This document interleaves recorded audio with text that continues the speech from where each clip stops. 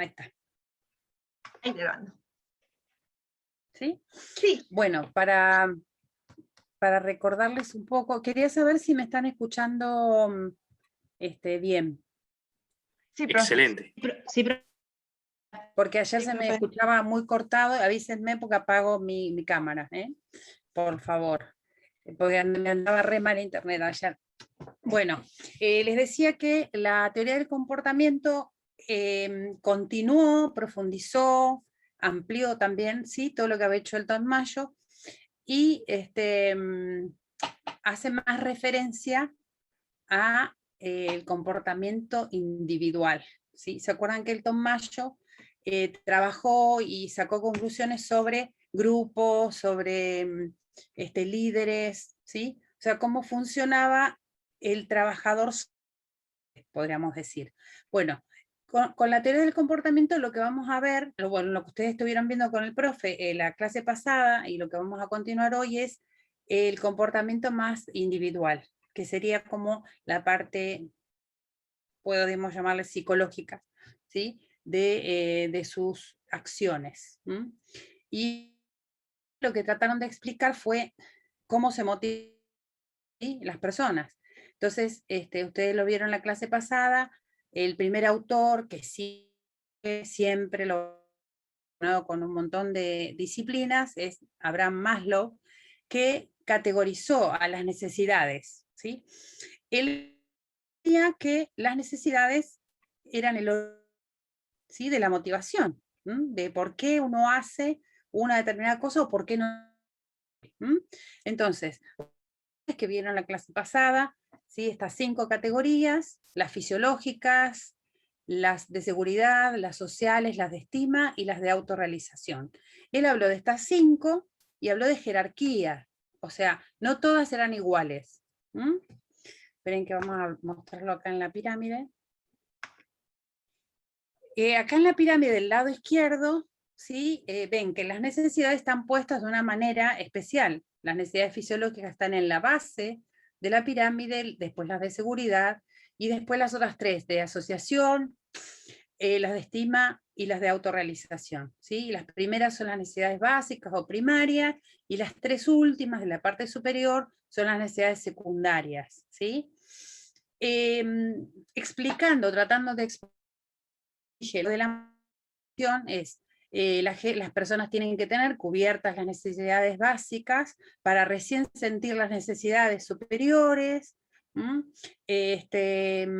gente va a motivarse más por conseguir las necesidades de orden superior cuando tenga cubiertas las inferiores. O sea, si alguien cobra un sueldo que no le alcanza para comprar el alimento, para pagar un alquiler, no va a tener necesidad de estima o de autorrealizarse, ¿sí? Recién lo va a tener cuando,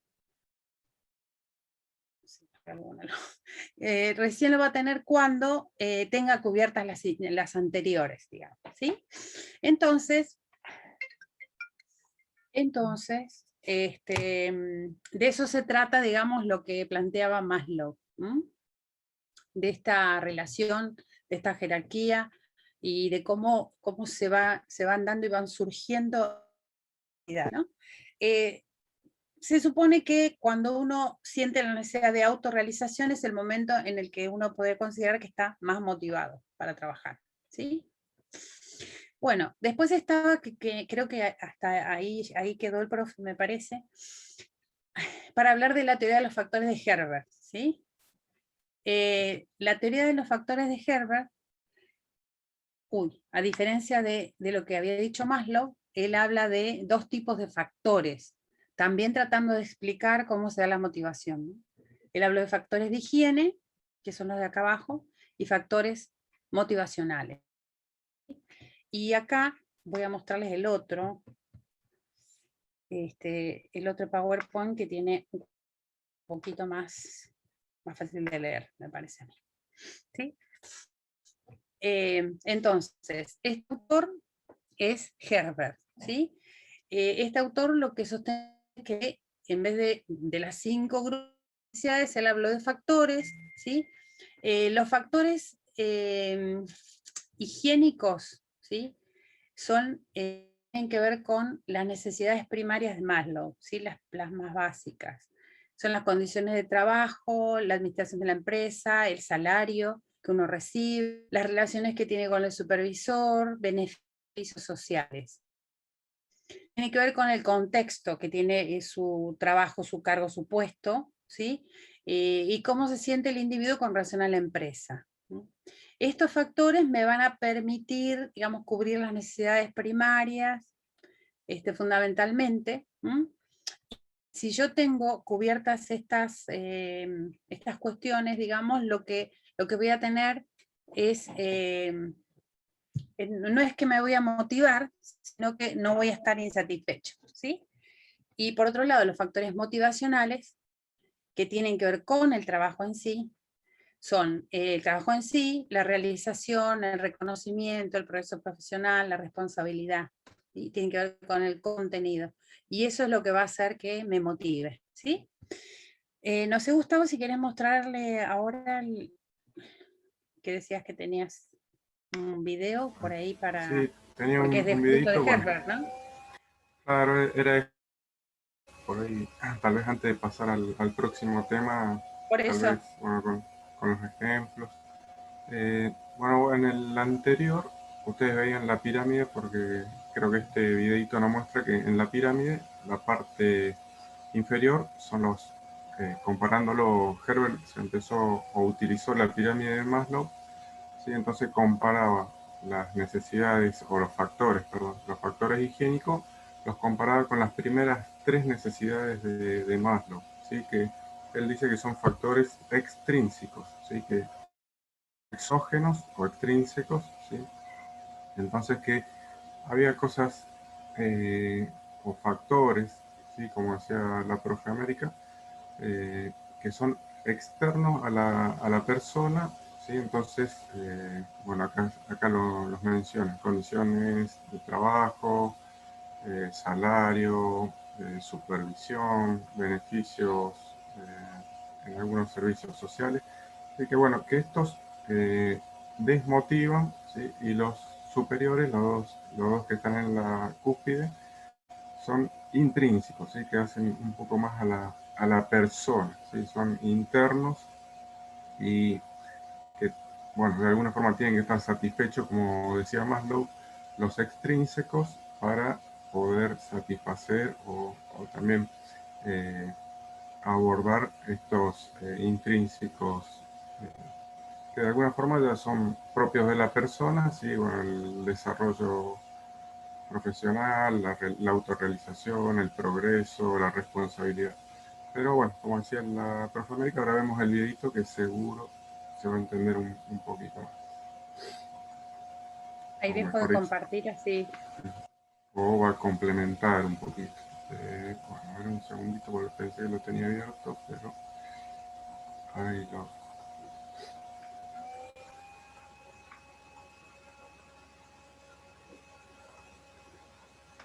Ah, perdón.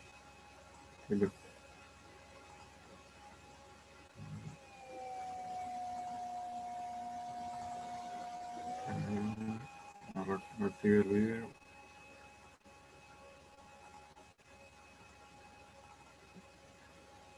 Bueno, ahí supongo que lo están viendo. Yo voy a cortar la cámara. En el anterior ratito que compartimos juntos te expliqué la teoría de la pirámide motivacional de Maslow, una de las teorías motivacionales más importantes.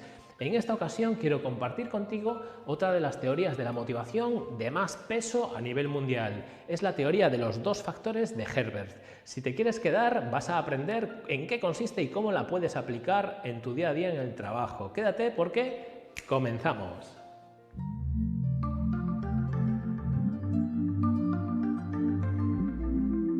El psicólogo Herbert afirmó algo que hoy en día parece que cae de cajón, pero a lo largo de la historia industrial no siempre se vio como algo tan evidente, y lo que afirmaba es que existe una relación entre el rendimiento y la satisfacción, de tal manera que cuando mejoramos la satisfacción aumenta el rendimiento, y cuando el rendimiento de un trabajador también aumenta a su vez la satisfacción. A partir de este planteamiento generó una teoría motivacional con dos factores o dos elementos. Es la teoría de los dos factores de Herbert. Uno de los factores son factores de higiene y otro de los factores les llamó factores de motivación. Entonces Herbert hablaba por una parte de factores de higiene, factores de motivación. Los factores de higiene son más bien extrínsecos, esto es, externos al trabajador. El trabajador no suele poder decidir sobre esas cosas, suele ser más bien vinculado con la política de empresa o con las normas de empresa, y los factores de motivación sí que son más internos al trabajador, ¿vale? Vamos a ver qué serían los factores de higiene. Los factores de higiene, por ejemplo, sería el salario que se le paga al trabajador y los incentivos vinculados con los resultados de su trabajo, es decir, la nómina y aquello que va dentro de la nómina como pluses o como beneficios económicos o de otro tipo. Nos hablaba también de la seguridad en el puesto de trabajo, pues aquellos puestos de trabajo que tengan un riesgo para la salud mayor tendrán entonces una menor seguridad en ese puesto de trabajo. Nos hablaba de la relación con otros compañeros y también con el superior, o del estatus o puesto concreto, pues esto es, por ejemplo, el rango jerárquico dentro de la empresa a nivel de puestos, ¿vale? O a nivel de mandos.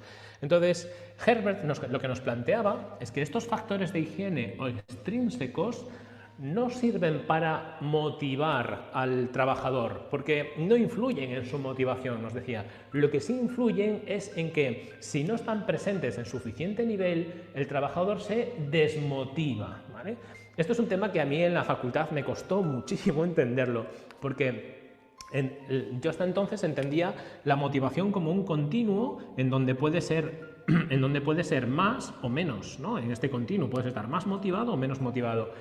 Herbert hizo que mi cabeza hiciera en la facultad boom cuando me explicaron esto, porque él decía pues, que los factores de higiene influyen solamente en la insatisfacción o la desmotivación, de tal manera que tú puedes estar más insatisfecho o más desmotivado, o menos insatisfecho, menos desmotivado, pero que eso no significaba que fueses a estar satisfecho o motivado en el puesto de trabajo si eso estaba presente, ¿vale? Entonces, en estos factores de higiene los vinculaba con la insatisfacción laboral. Por ejemplo, si el salario es bajo o no hay incentivos suficientes, o la seguridad laboral pues es baja y hay riesgos para la salud, o a lo mejor hay una situación en el entorno laboral de una condición de vibración, por ejemplo, o luces que parpadean, o mucho frío y no funciona, no hay ningún tipo de calefacción, o hay un ruido muy elevado que hace que trabajar sea muy molesto. Todo esto serían factores extrínsecos de higiene. Y Herbert decía, insisto, en que si están presentes, pues fenomenal, pero el trabajador no va a estar motivado porque todo esto esté bien.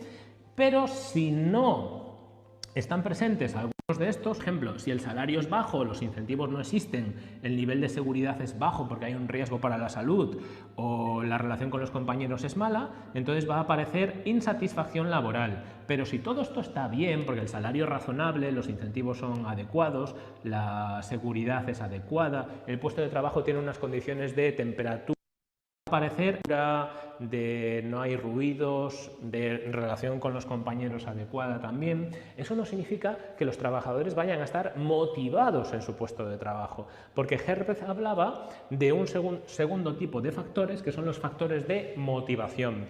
E influir en estos factores sí que repercute en que el trabajador se vea o se muestre más motivado para ejecutar su trabajo. Claro, estos factores de motivación son más internos o personales, es decir, que tienen algo que ver más con la propia persona.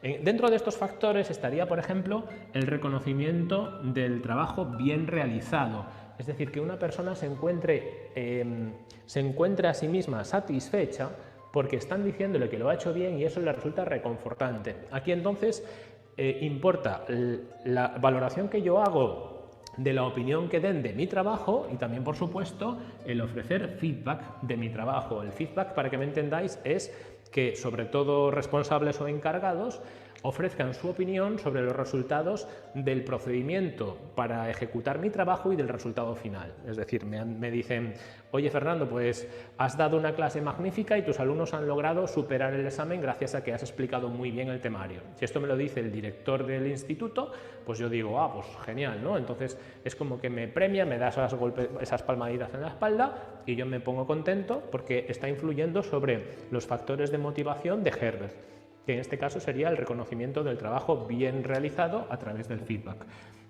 Otro elemento sería la entrega de una mayor responsabilidad, ¿vale? Herbert decía que los trabajos con poca o ninguna responsabilidad se puede mejorar la motivación de los trabajadores que los llevan a cabo enriqueciendo las tareas. El enriquecimiento significa aportar una mayor responsabilidad. Eso se puede hacer dándole al trabajador un mayor rango de la cadena laboral. Es decir, en lugar de hacer piezas concretas, inmiscuirle en cuál es el procedimiento completo para elaborar el trabajo, de tal manera que sea más consciente del resultado final. El enriquecimiento de tareas, entonces, adoptando una mayor responsabilidad, mejoraría la motivación. Luego tenemos también aquí la realización personal. Motiva a los trabajadores el que sean capaces de demostrar sus habilidades y se les permita en el desempeño de su profesión. Aquellos trabajadores que tienen unas destrezas, habilidades o conocimientos y si les permite demostrarlos en su día a día en el trabajo, se van a motivar. Entonces vemos aquí que sí que sería un elemento de generar motivación, ¿vale? Lo que planteábamos aquí.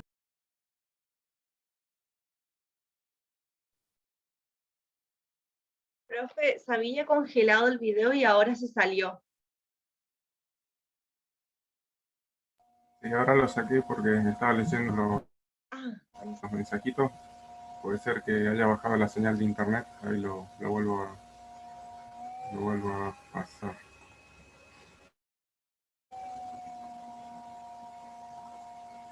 Vamos a ver, más o menos lo vuelvo. No sé si ahí lo pueden ver.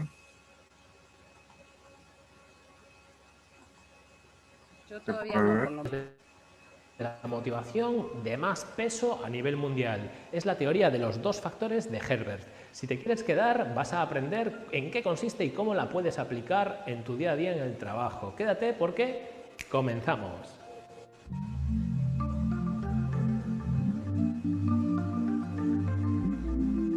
El psicólogo Herbert afirmó algo que hoy en día parece que cae de cajón, pero a lo largo de la historia industrial no siempre se vio como algo tan evidente. Y lo que afirmaba es que existe una relación entre el rendimiento y la satisfacción, de tal manera que cuando mejoramos la satisfacción... Se escucha el ventilador, pero no se ve el video. No, no se ve, profe. Bueno, vamos a ver. Ya probé de todo un poco y... no sé, debe ser tal vez la señal de internet, que hay poco internet.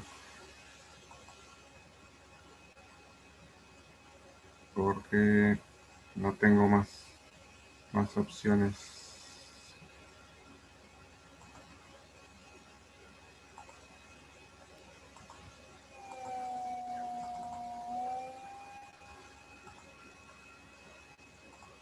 Ahí por un momento se vio, profe. Antes de que lo cierre. Ahí se ve, ahí se ve. Bueno, Ahí se ve. Ahí tiene dos ventanas abiertas al costado. Y una arriba. sí, el chat, ahí lo cerré. Ahí está. Y bueno, espero que se vea. Bueno, creo que más o menos estábamos por acá. A ver si tenemos suerte. O personales, es decir, que tienen algo que ver más con la propia persona. Dentro de estos factores estaría, por ejemplo, el reconocimiento del trabajo bien realizado. Es decir, que una persona se encuentre a sí misma satisfecha porque están diciéndole que lo ha hecho bien y eso le resulta reconfortante. Aquí entonces importa la valoración que yo hago de la opinión que den de mi trabajo y también, por supuesto, el ofrecer feedback de mi trabajo. El feedback, para que me entendáis, es que, sobre todo responsables o encargados, ofrezcan su opinión sobre los resultados del procedimiento para ejecutar mi trabajo y del resultado final. Es decir, me dicen, oye Fernando, pues has dado una clase magnífica y tus alumnos han logrado superar el examen gracias a que has explicado muy bien el temario. Si esto me lo dice el director del instituto, pues yo digo, ah, pues genial, ¿no? Entonces es como que me premia, me da esas palmaditas en la espalda y yo me pongo contento porque está influyendo sobre los factores de motivación de Herbert, que en este caso sería el reconocimiento del trabajo bien realizado a través del feedback. Otro elemento sería la entrega de una mayor responsabilidad, ¿vale? Herbert decía que los trabajos con poca o ninguna responsabilidad se puede mejorar la motivación de los trabajadores que los llevan a cabo enriqueciendo las tareas. El enriquecimiento significa aportar una mayor responsabilidad. Eso se puede hacer dándole al trabajador un mayor rango de la cadena laboral. Es decir, en lugar de hacer piezas concretas, inmiscuirle en cuál es el procedimiento completo para elaborar el trabajo, de tal manera que sea más consciente del resultado final. El enriquecimiento de tareas, entonces, adoptando una mayor responsabilidad, mejoraría la motivación. Luego tenemos también aquí la realización personal. Motiva a los trabajadores el que sean capaces de demostrar sus habilidades y se les permita en el desempeño de su profesión. Aquellos trabajadores que tienen unas destrezas, habilidades o conocimientos y si les permite demostrarlos en su día a día en el trabajo, se van a motivar. Entonces vemos aquí que sí que sería un elemento de generar motivación, ¿vale? Lo que planteábamos aquí de esto sí que ya motiva. No es que quite la desmotivación, sino que influye en aumentar la motivación. La motivación también por permitir el realizar un trabajo que a uno le guste, la satisfacción.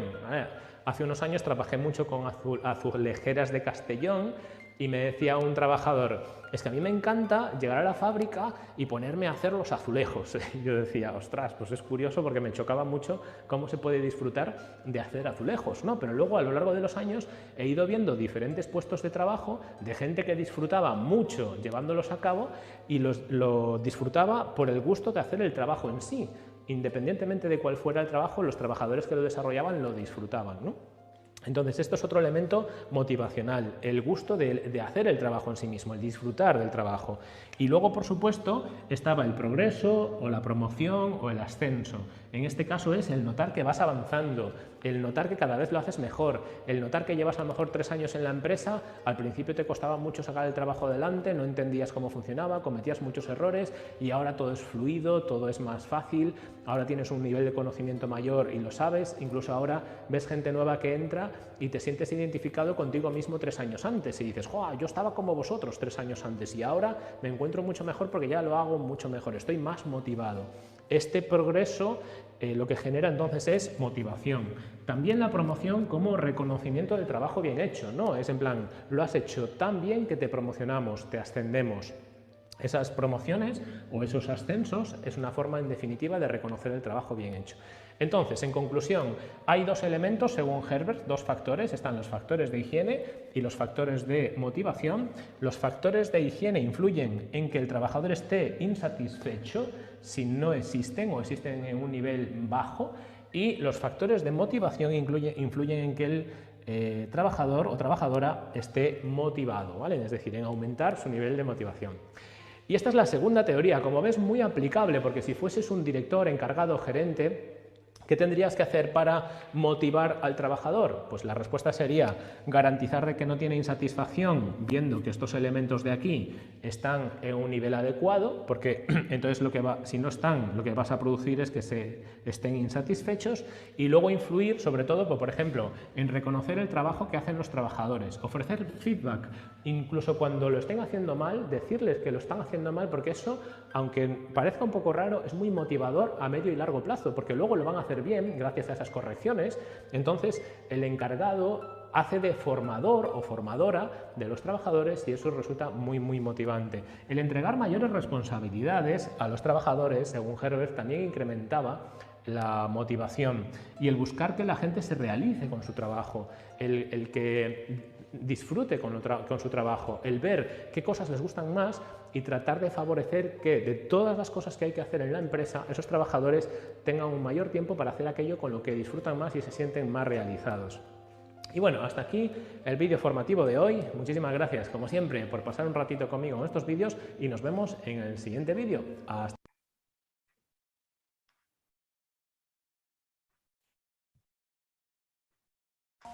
Bueno, a alguien, creo que a Mercedes, bueno, a alguien sí, a Mercedes se le había cortado un poquito. No sé si se entendió, por ahí tal vez hablaba un poquito rápido el profe, pero de esto de los que hay dos tipos de factores, no sé si yo un poquito, bueno, vuelvo a insistir con esto, de que lo habíamos empezado a hablar la semana pasada, ¿sí? Con el tema de motivación. Y bueno, como que también se empieza a analizar ya entrado en el medio siglo más o menos 20, de que hay otros factores, ¿sí? Aparte de los que decía Taylor, que trabajábamos exclusivamente por el dinero, que éramos homo economicus, ¿sí? No sé si se va entendiendo, creo que por ahí Gabriela, una de las que por ahí cuestionaba un poquito el tema del trabajo aburrido, repetitivo, puede ser que haya algo de cierto eso, pero como que no todos los trabajos son aburridos, repetitivos, que no todos somos holgazanes, que no todos vamos a trabajar, como les decía recién, por el dinero. ¿Sí? ¿Se entiende más o menos o se les van ocurriendo algunos ejemplos? ¿Se entendió? Ah, yo Bien. me refería a la teoría de las relaciones humanas. No, a mí no. O yo soy muy hincha pelota, o la gente muy quedada. ¿En qué sentido? Ah, no, pero ese era con el tema anterior, profe. Pero bueno, por ahí está un poquito, tal vez está relacionado. En esa época empiezan a surgir estas situaciones o esta corriente de pensamiento de la psicología, ¿no? Eh, a ver si encuentro el power. Para mí como tema sencillo, esto es como, así como para resumirlo sencillamente, a las primeras necesidades, por así decirlo, las higiénicas. Es como que es cualquier trabajo que vos lo conseguiste y lo haces porque lo tenés que hacer. No te queda de otra. Listo. Y el otro ya es cuando, no sé si elegiste el trabajo, pero ya estás en un puesto más cómodo, que te gusta más, o le comenzaste a agarrar el gustito y ya es diferente el trabajo, la satisfacción, como le dicen ahí, es diferente. O sea, hay diferencia entre que te guste lo que haces y la seguridad que tenés y que te dé igual, ¿no? Y lo hagas solo por la necesidad de tener que trabajar. Bueno, un poco también puede ser, sí, a veces también le tenemos que ir encontrando el sentido a las cosas. Tal vez no nos gusta y no nos gusta o no nos sentimos cómodos, ¿sí? En ese entorno, en ese ambiente. Bueno, por eso también un poquito que marcaba, a ver si encuentro, Herbert marcaba estas dos condiciones, ¿sí? Que tiene que haber algunas condiciones, ¿sí? Y bueno, después también eh, era la parte nuestra, ¿no? La de realización, de la responsabilidad. De verdad que se tiene que comenzar a satisfacer los factores higiénicos, ¿sí? Si yo estoy en un lugar que no me gustan, por ejemplo, con las condiciones físicas, el ambiente laboral, difícilmente pueda comenzar a desarrollar la siguiente, ¿no? Los factores motivacionales. Eh, lo que tenemos que tal vez verlo nosotros de los dos lados. Nosotros como trabajadores, ¿sí? O como empleados, bueno, tal vez si tenemos jerarquía también seguimos siendo empleados en una organización, pero desde el punto de vista dirigidos, el otro punto de vista cuando tenemos que dirigir, ¿sí? Eh, lo van a notar que cuando empiezan a trabajar justamente estas necesidades van a ir variando, van a ir mejorando muchas situaciones. No es lo mismo no verlas o, o no es lo mismo que empezar a aplicar. A veces la mayoría de los administradores se quedan con esta parte. Ah, bueno, yo le puse luz, le puse música, tienen la silla cómoda, y bueno, se quedaron en los factores higiénicos. Y lo más difícil, tal vez para los que tienen que dirigir grupos, manejar equipos de trabajo, es empezar a trabajar con esto, ¿no? Bueno, ¿cómo hago que se sienta motivado? ¿Sí? El factor higiénico, tal vez, como decía el profe ahí en el video, son factores externos, ¿sí? Donde yo le voy mejorando ciertos las condiciones ambientales bueno, eh, o algunas situaciones, como decía, externas.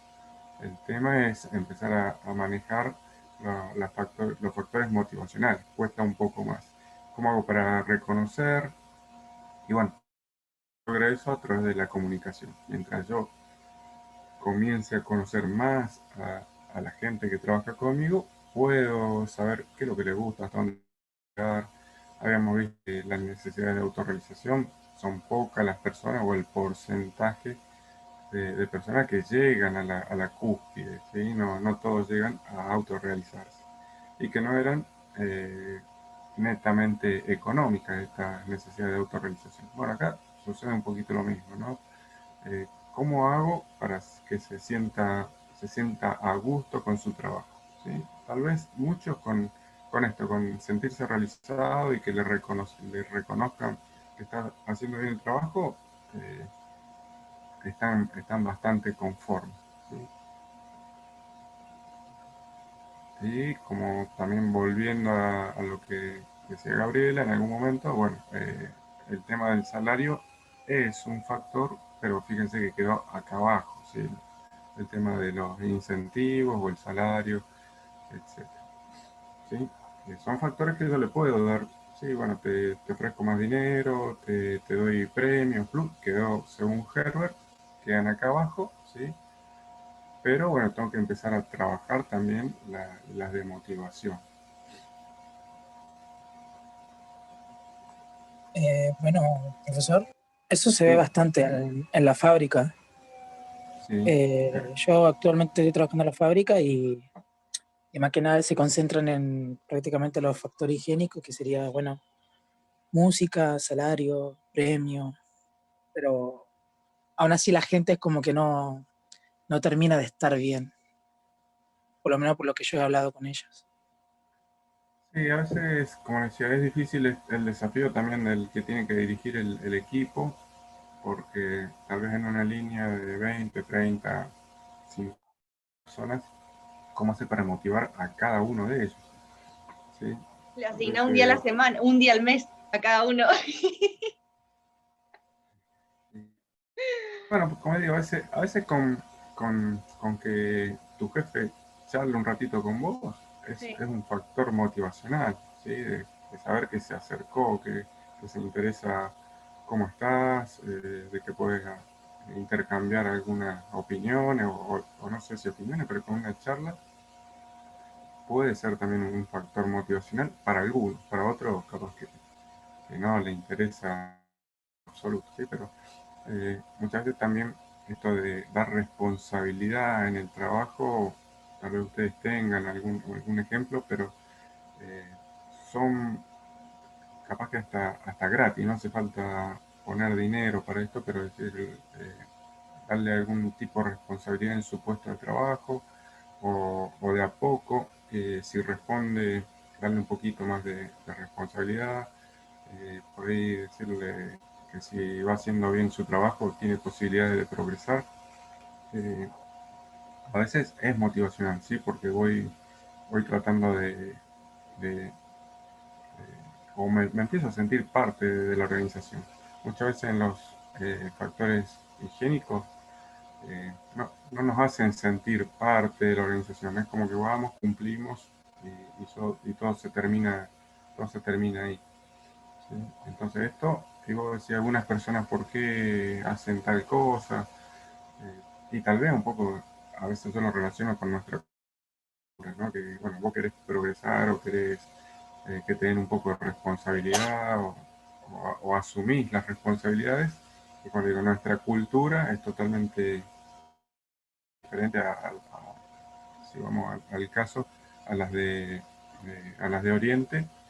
Entonces, bueno, vos no te interesa estar en el cuadro de honor, no te interesa que te reconozcan, no te interesa. ¿Por qué? Porque el grupo, como lo veíamos con la teoría anterior, el grupo te empieza a rechazar, ¿sí? No sé si, como digo, si por ahí tiene un poquito que ver con lo que decía Michael. A veces al grupo no le interesa de que vos le respondas al súper o que le respondas a la empresa. ¿Por qué? Porque tienen otra cultura o tienen otros objetivos como grupo o como equipo de trabajo. Que como digo, tal vez es muy de la cultura occidental, de América Latina, ¿sí? No trabajes más de lo que te piden, hacer hasta donde vos quieras, o si podemos hacemos lo menor posible, ¿sí? También eso es una realidad, como digo, en nuestro país y en América más que nada, ¿sí? Y bueno, y como digo, hay otras organizaciones que no hace falta, una vez que ya se satisfacen estas necesidades y entran en los factores motivacionales, no hace falta que le digas nada. Ellos ya saben cuál es su realidad, cómo lo tienen que hacer, que si no me equivoco era el tema que hablábamos también con Alejandro la semana pasada, ¿sí? Entonces, qué es lo que buscan o qué es lo que sienten? Bueno, que ellos hacer el trabajo, de que pueden asumir la responsabilidad, ¿sí? Y eso es un factor motivante. Yo lo veo con chicos también en la fábrica, que hay algunos que le dan responsabilidad, el súper o el jefe le da responsabilidad y llegan más temprano y se van 5 minutos más tarde. No les interesa, porque ellos saben que son los responsables de que la máquina funcione bien, así que vienen 5 minutos antes, miran la máquina, que todo esté, que las térmicas estén subidas, y el resto de las personas no le interesa nada, llega, se sienta y trabaja y toca el timbre y se va. Entonces, eh, vos ves que hay una diferencia entre unos y otros, ¿no? Entre los que entraron en estos factores y los que todavía quedaron en estos factores. Vuelvo a insistir con esto que también estamos de acuerdo con Michael, a veces es difícil, ¿sí? A veces es muy difícil para un grupo así tipo de trabajo de la fábrica, eh, es difícil conocer a 50 personas y saber qué es lo que lo motiva. Bueno, la profesión fue, bueno, yo sigo un poquito. Acá habla de los factores, sí, que los que hablamos recién. Creo que ya lo explicó el profe en el video. Bueno, hay algunos, o dentro de esta teoría, sí, también del, del desarrollo, sí, estamos en la teoría del comportamiento, o del desarrollo del comportamiento. Perdón, voy a abrir el chat. Ah, está América. Bueno. Habían dos estilos, ¿sí? Que básicamente habla de esto, de que hay dos estilos de administración. Perdón que estoy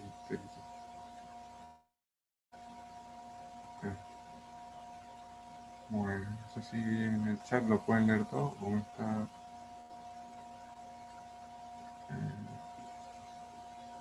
Sí, tiene problemas con internet.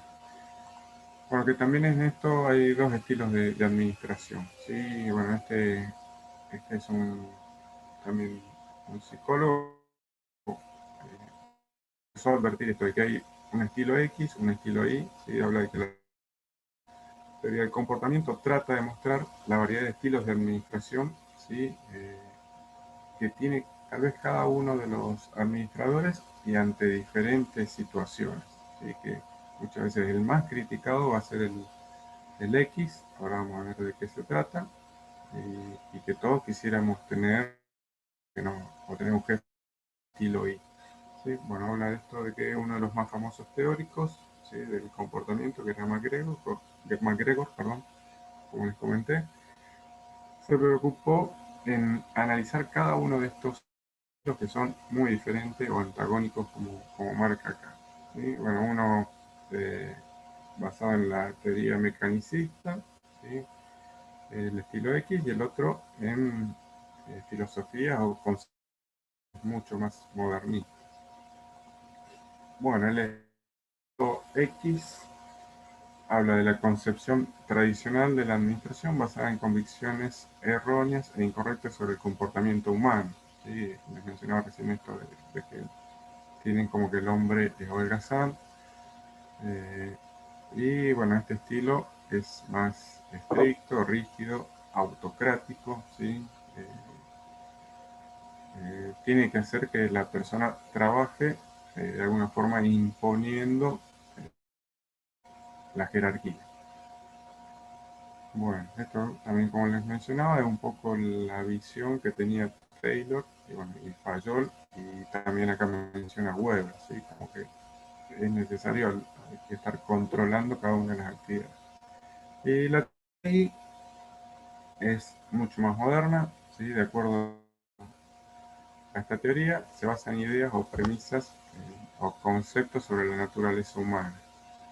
Dice que es mucho más abierto, dinámico, democrático, ¿sí? El jefe o el administrador que crea oportunidades, que espacio para promover, para potenciar, ¿sí? Que está abierto al crecimiento intelectual, ¿sí? Que, como digo, muchas veces es el jefe o el administrador que todos debemos tener, ¿sí? Muchas veces, como digo, es un poco difícil, como mencionábamos anteriormente.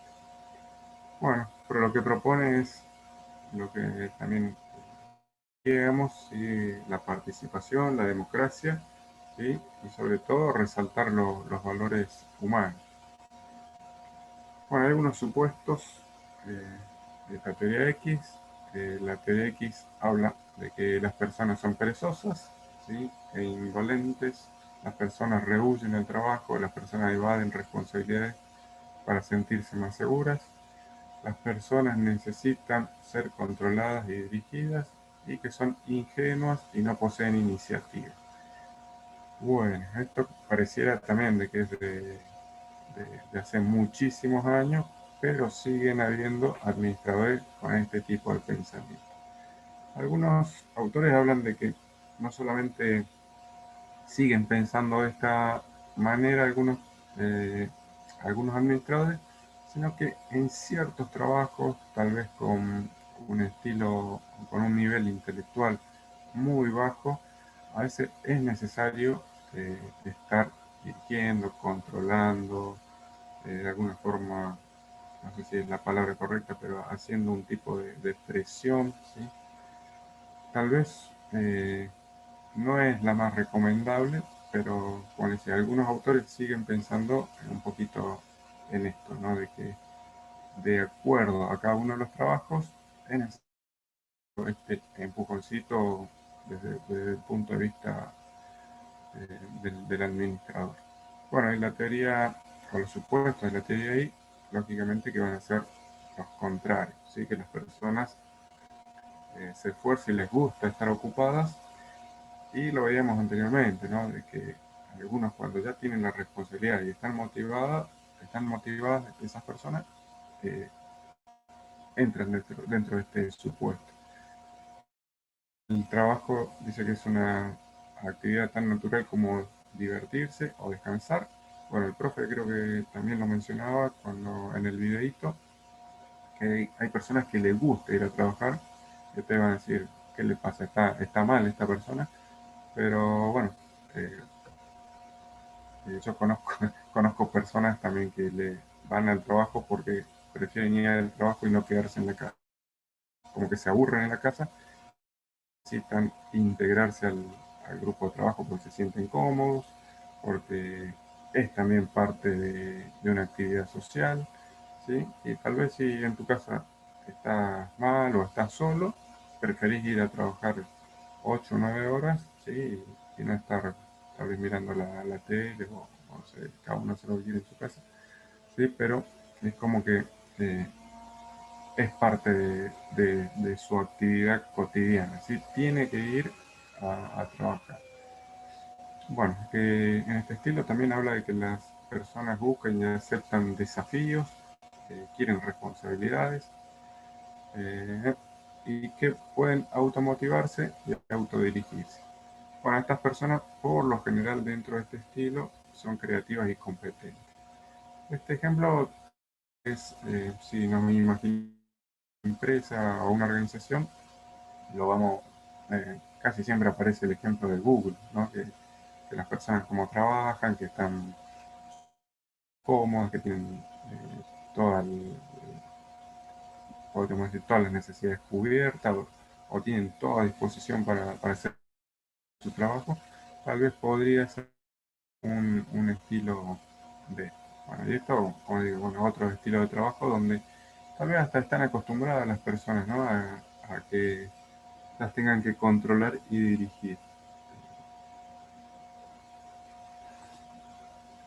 Bueno, algunos de los más destacados dentro de esta teoría, los habíamos mencionado, era MacGregor, Maslow, Herbert, bueno, y algunos otros que tal vez son menos conocidos. Bueno, MacGregor es el que acabamos de ver, que habla de la teoría de XY, como para ir resumiendo y terminando. Bueno, Maslow con la pirámide de las jerarquías.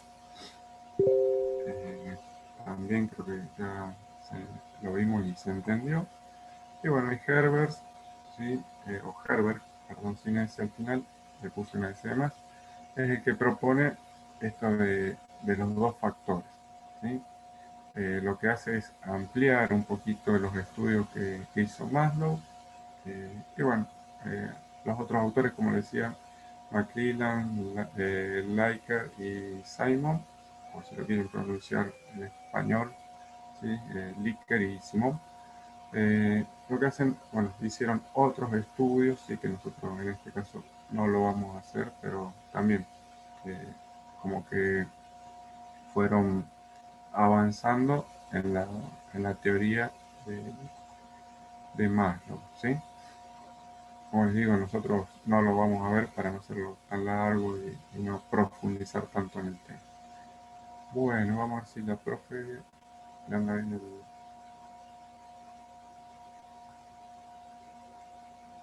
el internet. Tenía problemitas con el internet. Profe, ¿le puedo hacer una consulta? Yo te Tiene el escucho micrófono apagado. entrecortado. Ah. Sí, Michael. ¿Qué, Michelle? De las dos teorías que acaba de mostrar, de la teoría X y la teoría Y, al momento de aplicar en sí, por lo general, ¿cuál se aplica más? ¿Me explico con la pregunta? Creo que sí. La de No sé MacGregor, si estás hablando. la teoría Y yo no, X. no, se supone que la I debería. Sí, Pasa decir. que ahí lo que está describiendo son tipos de personas dentro de un trabajo, unas que son más competentes y otras que son menos competentes, por así decirlo, ¿no? Por lo menos lo que yo entendí.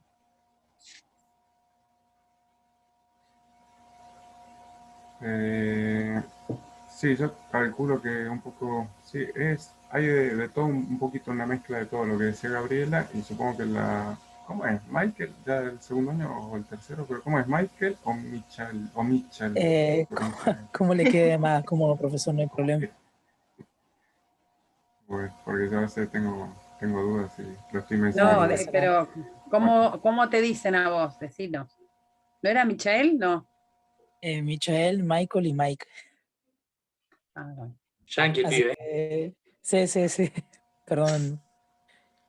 Lo consultaba porque ahí donde estoy trabajando actualmente, por lo general se ve más la X aplicando hacia lo que serían las personas, ¿no? Que por lo general si vos no las dirigís o no le indicas algo, ellas no las hacen. O eso por lo general lo que yo veo en la fábrica, ¿no? sí, como le en algún momento, así depende de las actividades, del trabajo, de la cultura, porque hay personas que se acostumbran a justamente eso, a que lo estén dirigiendo y a que lo estén controlando, ¿sí? Y tal vez, como decías vos, también hay parte de esa cultura donde algunas personas van a trabajar por el dinero y no les interesa estar asumir responsabilidades. Yo creo que a todos, como decía la profe de América, así en forma muy resumida, a todos nos gustaría tener o que haya un estilo I, ¿sí? Que nos digan, bueno, los dejo y hagan el trabajo, tienen la responsabilidad de ir tomando decisiones. Existe dentro de la fábrica algunos sectores que son así, ¿sí? Y no tampoco son a muy nivel jerárquico. Es como dicen, bueno, tu objetivo es este, y no te andan controlando todo el día si te tomaste 2 minutos más para el descanso, si fuiste a horario cuando tocó el timbre o no. Muchas veces te dan la responsabilidad y es tu objetivo, ¿sí? No sé, el personal de ingeniería, el personal de mantenimiento.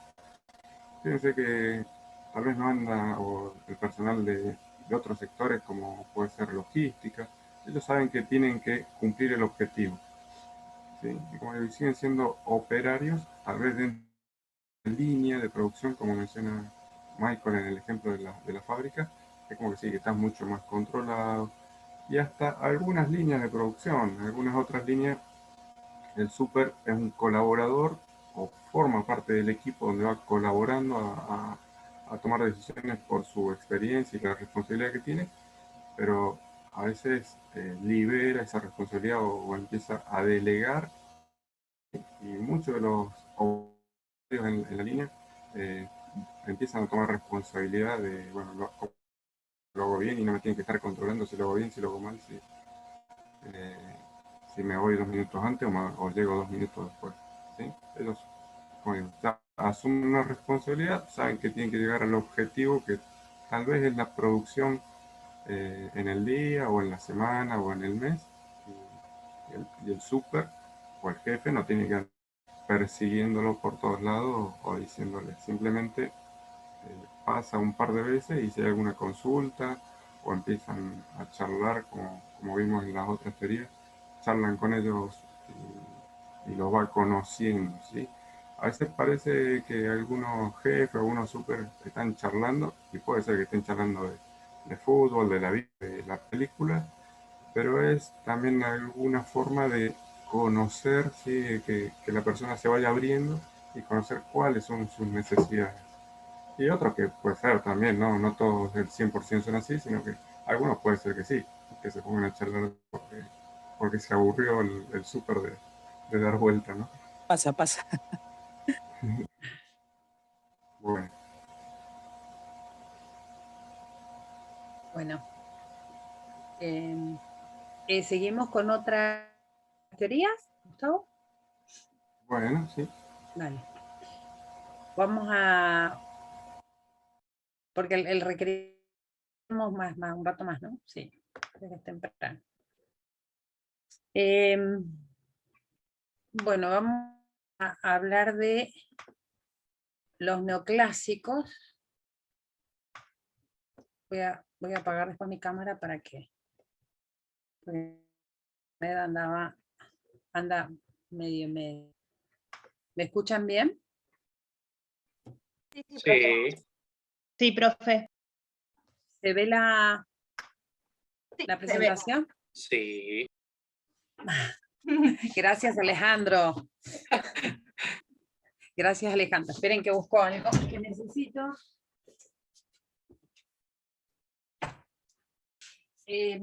La escuela neoclásica, o teoría, algunos le llaman teoría, otros no, bueno, ahí depende del autor. La teoría neoclásica aparece a mediados del siglo XX, ¿sí? Y la impulsan básicamente algunos autores una vez que terminó la Segunda Guerra Mundial, y una depresión económica principalmente en Estados Unidos y Europa, y surge como para ver de qué manera se podía mejorar la situación de las organizaciones, digamos, ¿no? En general, ¿sí? Esta teoría propuso reformar y modernizar la teoría clásica de la administración. Por eso se llama neoclásica, ¿no? Y lo que hace es tomar todo lo que trabajaron tanto la administración científica como la teoría clásica, ¿sí? Para que se acuerden, sería Taylor y Fayol, y lo trató de ahí reformar, adaptar, modernizar, ayornar un poco. Básicamente trataron de reducir la mano de obra, ¿sí? A través de la automatización de procesos, ¿sí? Y de mejoras en general, ¿no? Esto en cuanto a lo que podría ser el área productiva, ¿sí? Su tesis principal dice consiste en controlar, orientar y dirigir. Lo que sería administrar, que era lo que básicamente había un poco desarrollado Fayol, a un conjunto de personas para que logren llevar a cabo un trabajo utilizando la menor cantidad de recursos posibles, ¿sí? Entonces, básicamente lo que trataron de hacer ellos es mejorar, ¿sí? Lo que habían postulado, digamos, los autores clásicos, ¿sí? Digamos, basaron mayormente su trabajo en eso. Yo les decía que muchos no hablan, en algunos textos no hablan de una escuela neoclásica. Sí se reconoce el aporte, digamos, de muchos autores que se consideran neoclásicos, que son bastante activos, muchos de ellos, y bueno, no lo hicieron todos, sino que lo fueron haciendo en distintos momentos, en distintos lugares, pero cada uno hizo su aporte, digamos, a esto.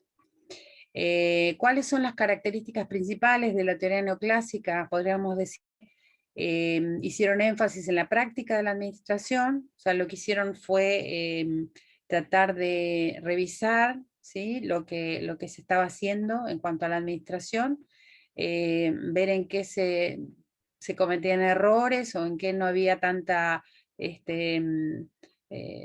tanta eficiencia y eficacia, y bueno, y lo trataron de dar, ¿sí? Reafirmaron mucho de los postulados clásicos, de lo que habían enunciado tanto Taylor como Fayol.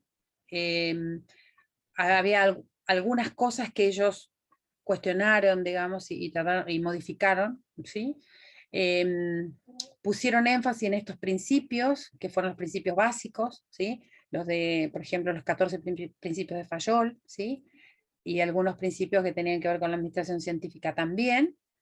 Bueno, así ponían énfasis en el objetivo, ¿sí? Y en el resultado, tratando de buscar eficiencia y eficacia, ¿sí? Y otra cuestión que también se le marca como característica es el eclecticismo, porque tomó varios aportes, digamos, y conceptos de los diferentes autores. Bueno, acá un poquito más, con más profundidad, podemos decir que los principios de la teoría neoclásica, ¿sí? Son los siguientes. Ellos sostienen que la organización debe ser formal, ¿sí? Como los clásicos. No tomaron, digamos, demasiado de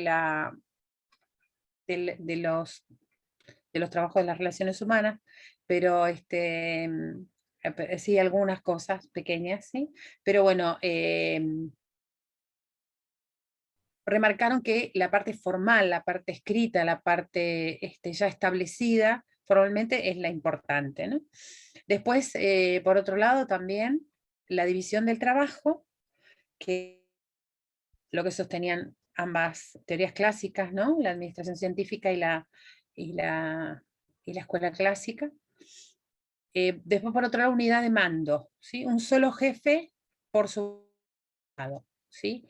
En esto sí difiere un poco de lo que sostenía Taylor, que hablaba de supervisión funcional, sino que acá solamente ellos consideran que es más, que es mejor, que es más eficiente, que cada persona tenga un solo jefe.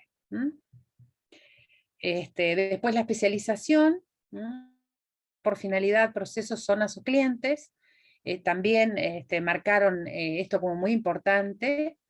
El desarrollo de jerarquías, ¿sí? También esto de respetar esta organización formal, marcando los niveles de autoridad y de responsabilidad, que lo que sigue al final, que dice distribución y relación entre la autoridad y la responsabilidad, ¿sí? Entonces, las jerarquías, por un lado, la autoridad, responsabilidad. Son tres conceptos que tienen mucha relación, obviamente, y que para los neoclásicos fueron muy importantes, ¿sí? Bueno, en la teoría dice, hay dos conceptos acá, que es centralización versus descentralización. Son conceptos que, digamos que, eh, podríamos decir que se tienen que analizar qué conviene y cómo conviene implementar esto, ¿no? Por ahí pensando, nosotros vimos la teoría de la burocracia, más que nada era una imagen de algo como muy centralizado, ¿no? Muy, muy rígido, ¿no? Y acá se empezó a hablar de si podía ser conveniente descentralizar, qué beneficios traía, ¿no? Descentralizar. Ahora vamos a ver qué es cada uno por si alguno no lo tiene tan presente. Dice en la teoría neoclásica se expone y discute acerca de los distintos puntos de vista.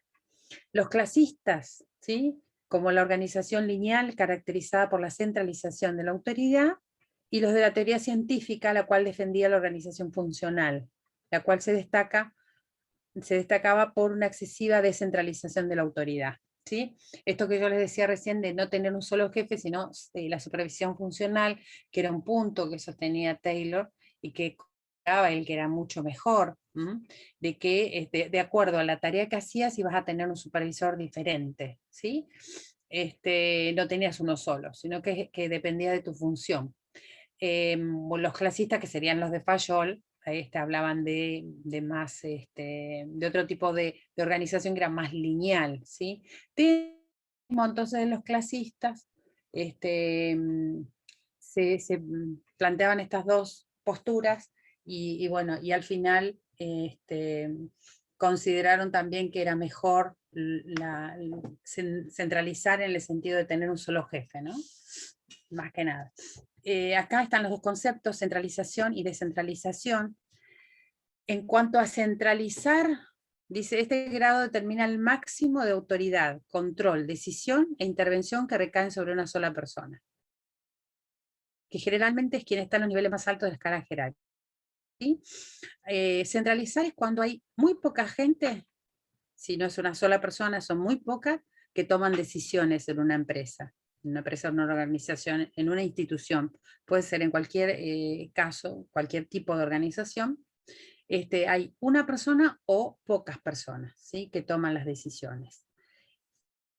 Digamos, el extremo es una sola, ¿sí? Cuando todo hay que preguntárselo al jefe o al gerente o al dueño, ¿sí? Eso sería la centralización. La descentralización es la que permite una autoridad parcialmente delegada y distribuida en los niveles de supervisión. Se define como la acción de delegar a una persona, ¿sería? Delegar a una instancia más cercana las decisiones y acciones que afectan directamente al proceso productivo y de administración de la organización. Tengo que corregir acá porque queda medio raro. Delegar a la instancia más cercana.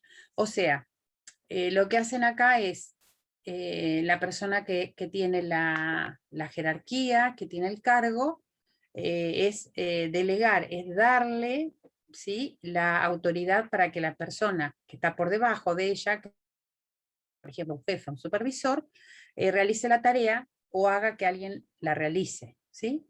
Eso sería descentralizar. Descentralizar tiene relación con delegar, ¿no? Entonces está relacionado directamente. Yo descentralizo cuando yo ¿sí? Cuando yo permito, autorizo que la gente que está bajo mío, con una jerarquía más baja, tome decisiones, haga una tarea, sea responsable de. Si no, es lo contrario, centralización. Y el desafío es buscar cuál es el grado de centralización o el grado de descentralización que más conviene. No hay, acá tampoco hay una regla pura y exacta, dice, bueno, esto es mejor. Hay situaciones y situaciones, hay tipos de organización. La centralización excesiva no es muy buena, ¿sí? Creí que estaba mirando si había, no. La centralización excesiva no es muy buena porque hace a una organización, ¿sí? Y en general hay más posibilidades de error porque hay una sola persona que toma decisiones, ¿no? La descentralización es una forma como más, más ¿sí? Pero también se pierde el control. Esa es una de las cosas que por ahí cuando, no sé si a ustedes alguno le ha tocado trabajar en una empresa. La misma bolsita. La misma bolsita. ¿Cómo? ¿Alguien quería hablar? Es que también los dos son un problema, porque si uno se encarga de hacer todo, es como que en algún momento uno no va a dar abasto. Y si uno delega mucho, no tiene el control de que todas las cosas se estén haciendo bien. Sí, por eso digo que el mayor desafío es ver qué grado de descentralización tenés que implementar. Es lo más difícil, ¿sí? Porque uno en general, es lo que decía recién Gustavo, cuando delegás también de alguna manera motivás al que está por debajo tuyo. Le decís, bueno, vos te vas a encargar, yo te tengo confianza, hacelo y, viste, confío en vos. Y esa persona, por ahí, puede hacer todo bien o puede que no. Entonces, ese temor que te da de delegar, pero no sabes si la otra persona lo va a hacer bien, si la otra persona realmente se da cuenta que es algo importante lo que le estás dando. Entonces, bueno, todo eso puede hacer que no sea tan bueno, digamos, que pueda no resultar del todo bien. No sé si se entiende, pero digamos uno queriendo por ahí hacer algo mejor, no resulta. Tiene que haber un equilibrio entre ambas. Claro, Y y aunque por uno ahí quiera descentralizar, también tiene que estar controlando, es como entonces. sí, y además del equilibrio, también tengo que mirar el contexto, digamos, ver cuál es la situación. No es lo mismo delegar, por ahí si yo tengo un grupo de trabajo que tiene experiencia, a la que yo conozco, que ya me han demostrado cómo hacen las cosas, a por ahí tener que delegarle a alguien que recién empieza, ¿sí? Que no conozco, ¿no? Entonces, bueno, eso por ahí uno tiene que medir y ver cuál es la situación, ¿no? Y si va a ser mejor o no. En general, como dije, la centralización muy excesiva no es buena. Hace que las cosas sean lentas. No sé si a alguno de ustedes les ha pasado, yo he trabajado en empresas en las que todo pasaba por la decisión de por ahí el dueño de una empresa y realmente se hacía muy, muy difícil trabajar así porque había que esperar que esa persona esté disponible para ir a plantearle tal o cual situación, tenía que tomar la decisión, se enojaba si se tomaba alguna decisión y él no lo sabía, se ponía muy molesto y él quería decidir todo, ¿sí? Y controlar todo. Y se hace difícil, porque también se equivocaba, porque tenía tantas cosas de que ocuparse que no era muy eficiente, digamos, ¿no? Bien.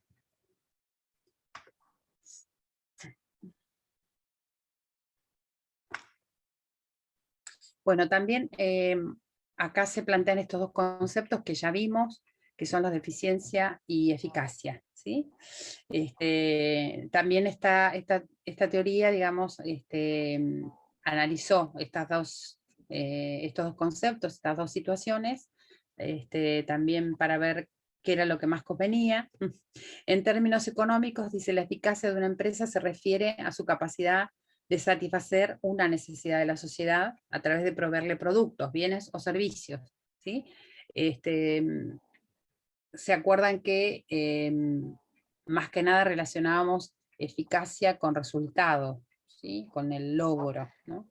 Entonces es pensando en ese resultado que serían los productos, o el servicio prestado, digamos, sería esto, ¿no? Satisfacer la necesidad, una necesidad que tienen los clientes, ¿no?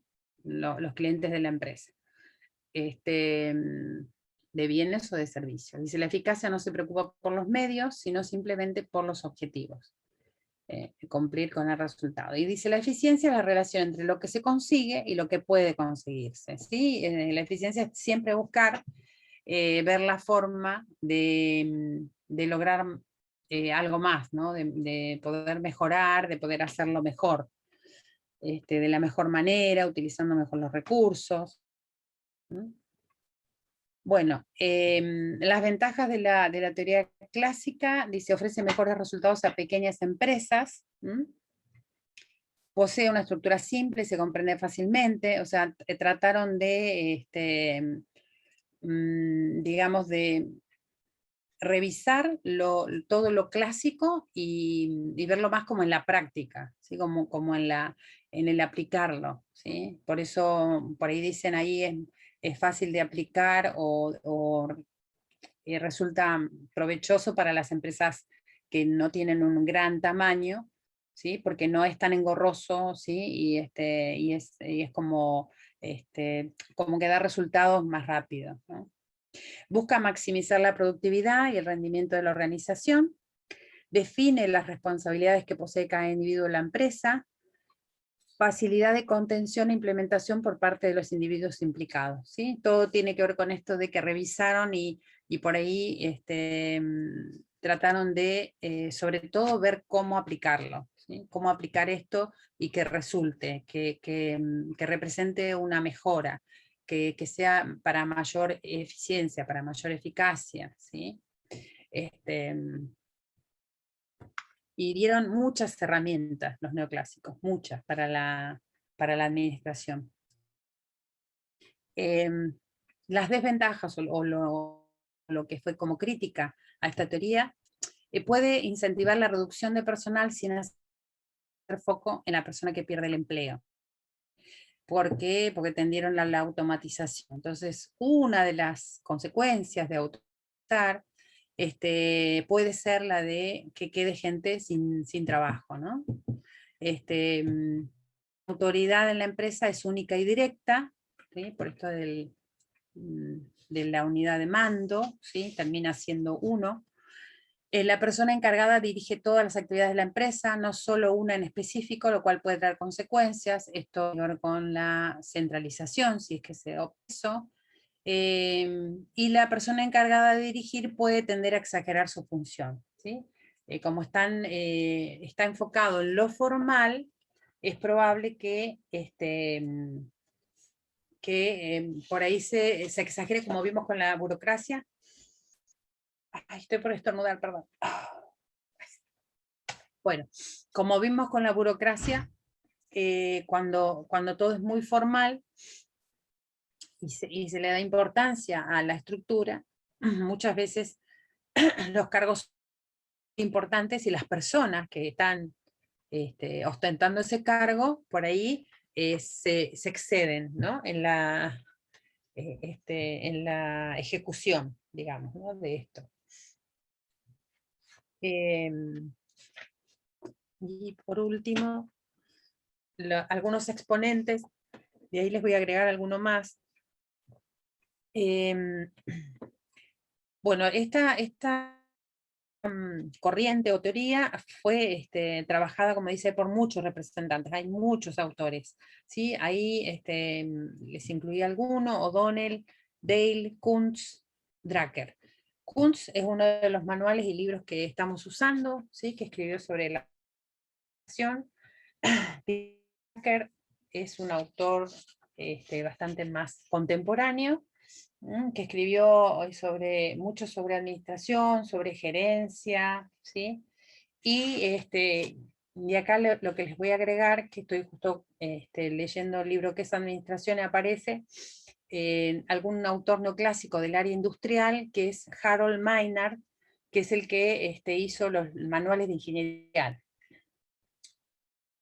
Los manuales que ustedes cuando podamos ir a la facultad están en en la biblioteca, ¿sí? Que son manuales muy, muy completos de ingeniería industrial, y ese autor también está dentro de los autores neoclásicos, ¿sí? Después hay otro autor que se llama Alford, Banks, que escribieron manuales de producción, ¿sí?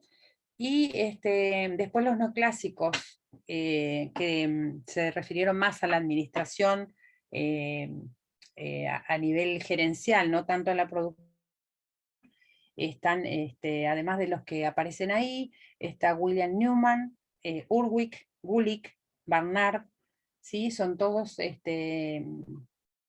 autores neoclásicos, ¿sí?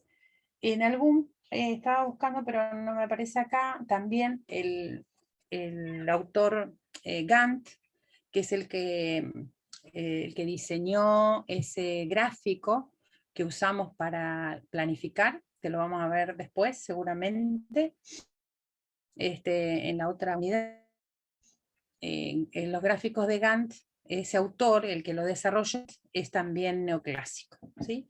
Así que es, creo que la escuela que tiene más autores que han escrito y que se consideran neoclásicos, ¿no? Porque mejoraron lo que había hecho Taylor y Fayol, digamos. Completaron, actualizaron, ¿sí? Revisaron todo eso. Bueno, a ver si funciona. Esto entonces es, después se los tengo que subir, le tengo que subir el de la burocracia, creo también, me quedó pendiente. Esto después se los voy a subir. ¿Quieren que hagamos un pequeño cortecito ahora? ¿Cuál es la teoría que nombró? ¿Cuál? La primera teoría que nombró antes de la contingencial. ¿La estructuralista? Ah, ahí ¿O la está. Sí, matemática? no, Ah. la primera. Porque hay una teoría también matemática que está justo antes de la teoría del sistema, en los textos, pero decíamos con el profe por ahí no la vamos a incluir. Me ofende. Vamos a ser buenas. Bueno. No, esa teoría, que es la de la matemática y de la cibernética, creo que le llaman, tiene que ver, sí, con los aportes de la matemática, de la estadística, a la administración, ¿sí? Simulaciones, y todo lo que se desarrolla, bueno, en la estadística. Bueno, lo voy a leer igual, porque me interesa. Sí, el tema, podemos pasarlo, pero hicimos como una como síntesis de algunos, porque realmente el texto que no hemos mencionado, que es el Chavenato, lo profundiza todo mucho, todo. Entonces uno no sabe realmente, es difícil de por ahí después de sintetizar todo eso, es mucha información. Pero bueno, acá estamos. El otro día, no me acuerdo si era, perdón, no me acuerdo si era Franco o quién era, que decía que el Chavenato tenía 500, 600. Sí, Bueno, 600, 700 por ahí. el Chavenato que tengo yo, 980 páginas. Así Yo que no lo sí, encontré a mi Chavenato, no sé dónde quedó. No lo tengo. Yo sí lo presté. es muy largo.